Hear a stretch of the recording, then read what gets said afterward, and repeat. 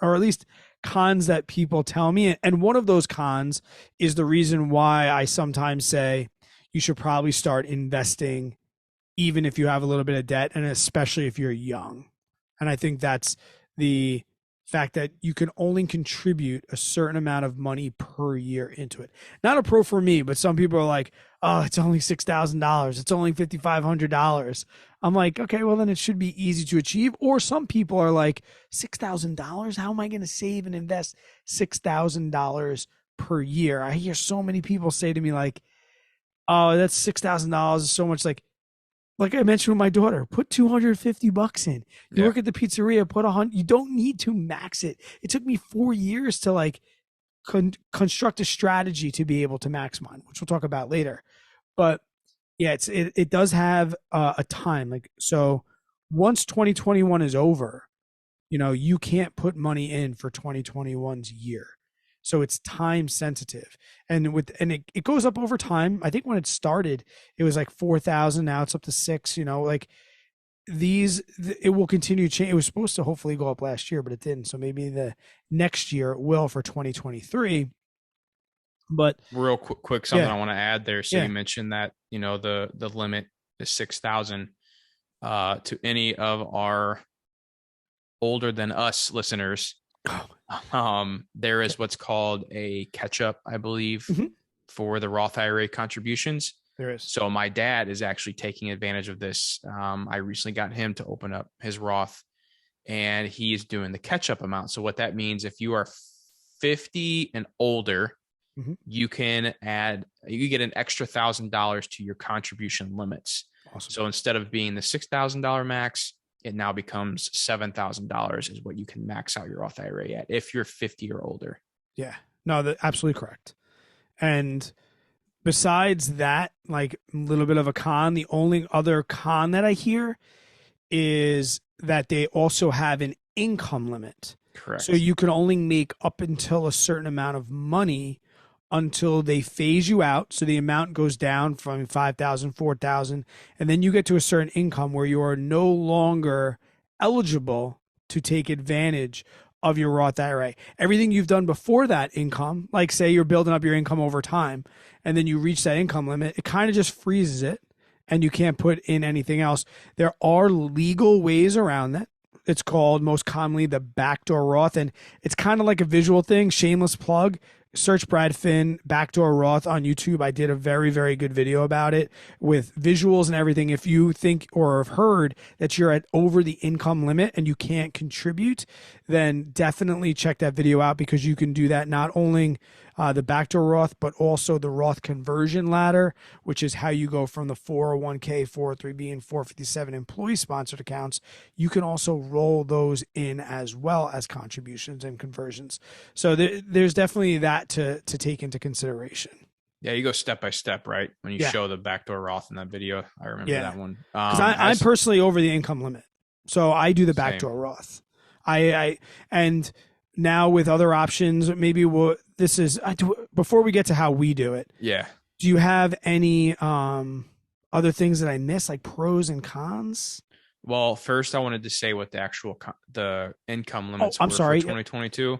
I'm sorry. So if you file your taxes single, the range for the 2022 income range for, you can't technically invest in your Roth is 129,000 to 144,000.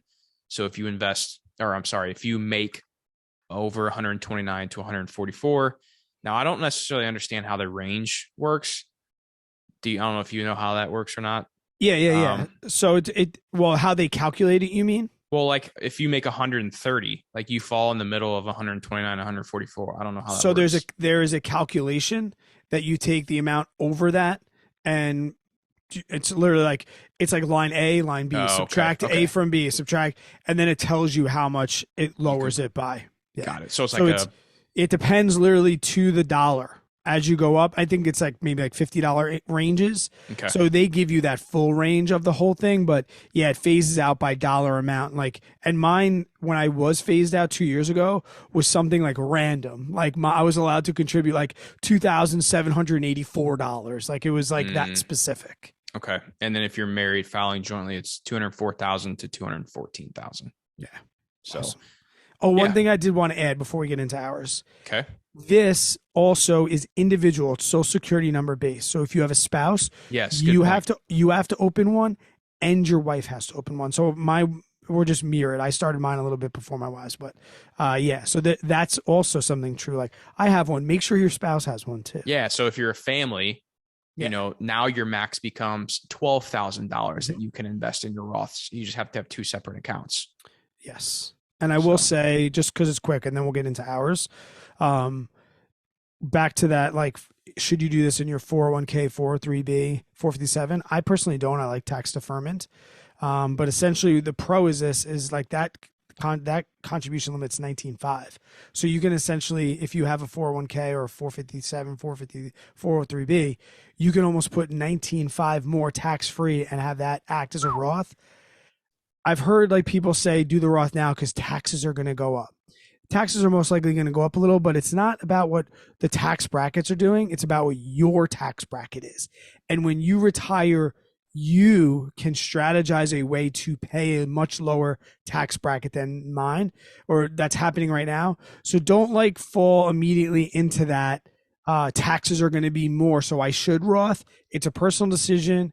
You could do 50-50. You could do whatever you want. But all I'm saying is that don't only go for the Roth in your 403b because you think taxes are going to be higher. You're going to get smart, and later you're going to pay no taxes. So it's definitely probably going to be lower than what you're doing now. Or like I said, take the amazing tax deferment. yeah. Yeah. If I had the option of like doing a Roth 401k, I would probably, I don't know what I would do, man. It's good. Yeah, Because like the other benefit, like with doing a traditional 401k, is you get a little bit of tax, benefit from having your income being lowered. So it may put you in a lower tax bracket currently. right. But again, that's Like for me to tax defer 19,500 for my wife and I, that's deferring almost $40,000 in taxes right now.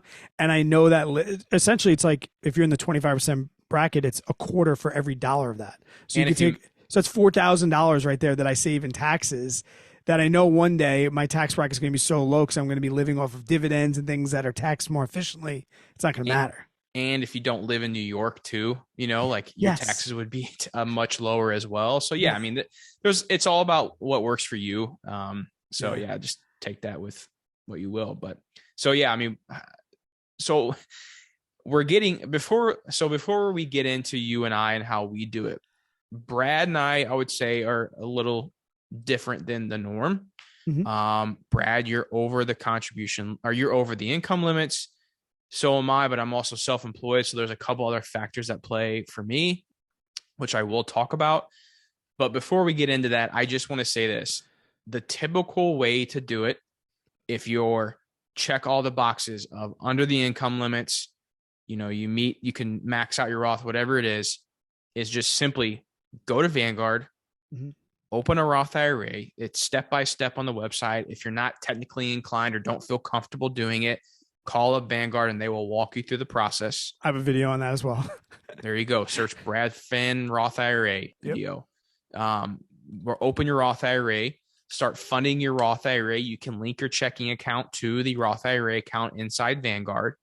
Once you start, you can automatically have the money taken out every single month. Oh, that's for something we forgot to mention. Lump sum versus month to month. We'll talk about that in our strategy. Let's talk about what we do. Yep. So, open your account, link it to your checking account, have it automatically go into your account every single month or once a year, whatever you want to do, and then have that automatically purchase an investment. Yeah. And then we'll get into what we invest in inside our Roths. Right on. Before we do that, though, I do want to say that this episode is sponsored by our Patreon members, the people that are supporting us every single month inside the Discord. Guys, we get asked all the time, like, how can you support us? we're a very small podcast, so we're not really making that much money. So, and we also don't have a ton of downloads, so we can't make these big brand deals like we could on YouTube. So I just want to thank you guys, and JJ, thank you as well.